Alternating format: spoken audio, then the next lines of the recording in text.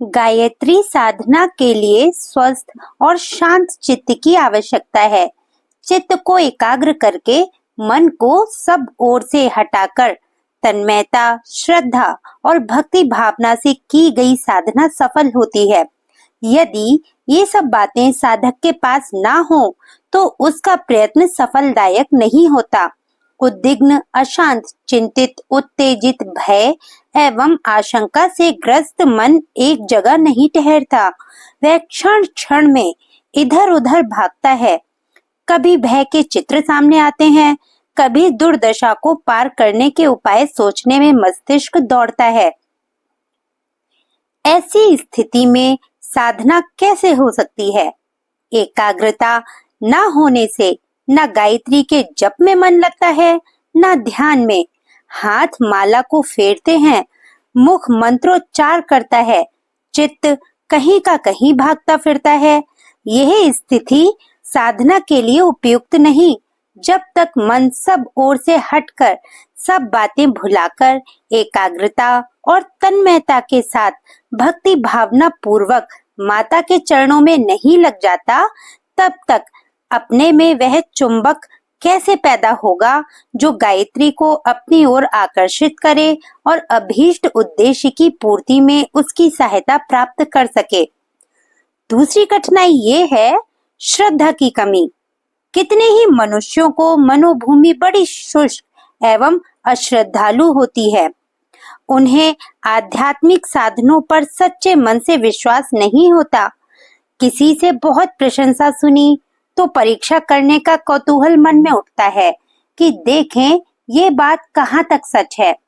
इस सच्चाई को जानने के लिए किसी कष्ट साध्य कार्य की पूर्ति को कसौटी बनाते हैं और उस कार्य की तुलना में वैसा परिश्रम नहीं करना चाहते। वे चाहते हैं कि 10-20 माला मंत्र जपते ही उनका कष्ट साध्य मनोरथ आनंद फानन में पूरा हो जाए। कोई कोई सज्जन तो ऐसी मनौती मानते देखे गए हैं कि हमारा अमुक कार्य पहले पूरा हो जाए तो अमुक साधना इतनी मात्रा में पीछे करेंगे। उनका प्रयास ऐसा ही है जैसे कोई कहे कि पहले जमीन से निकलकर पानी हमारे खेत को सींच दे, तब हम जल देवता को प्रसन्न करने के लिए कुआं खुदवा देंगे। वे सोचते हैं कि शायद अदृश्य शक्तियां हमारी उपासना के बिना भूखी बैठी होंगी, हमारे बिना सारा काम रुका पड़ा रहेगा। इसलिए उनसे वायदा कर दिया जाए कि पहले अमुक मजदूरी कर दो, तब तुम्हें खाना खिला देंगे या तुम्हारे रुके हुए काम पूरा करने में सहायता देंगे।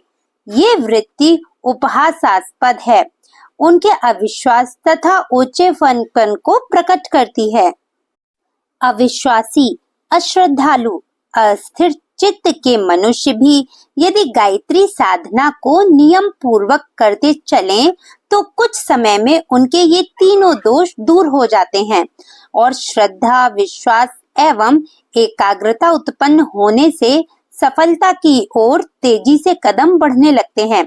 इसलिए चाहे किसी की मनोभूमि असंयमी तथा अस्थिर ही क्यों ना हो, पर साधना में लग ही जाना चाहिए। एक ना एक दिन त्रुटियां दूर हो जाएंगी और माता की कृपा प्राप्त होकर ही रहेगी।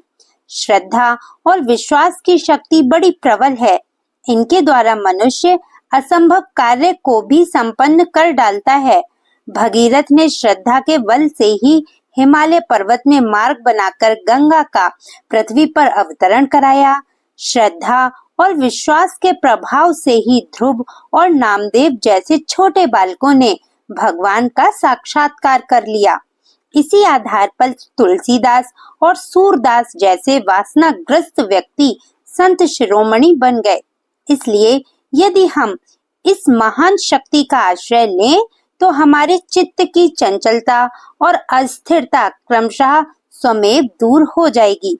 आवश्यकता इतनी ही है कि हम नियम पालन का ध्यान रखें और जो संकल्प किया है उस पर दृढ़ बने रहें। इसके फल से हमारी मानसिक दुर्बलता अथवा शारीरिक अशक्ति का निराकरण स्वयं होता जाएगा और हमारी साधना अंत में अवश्य सफल होगी। जय गुरुदेव।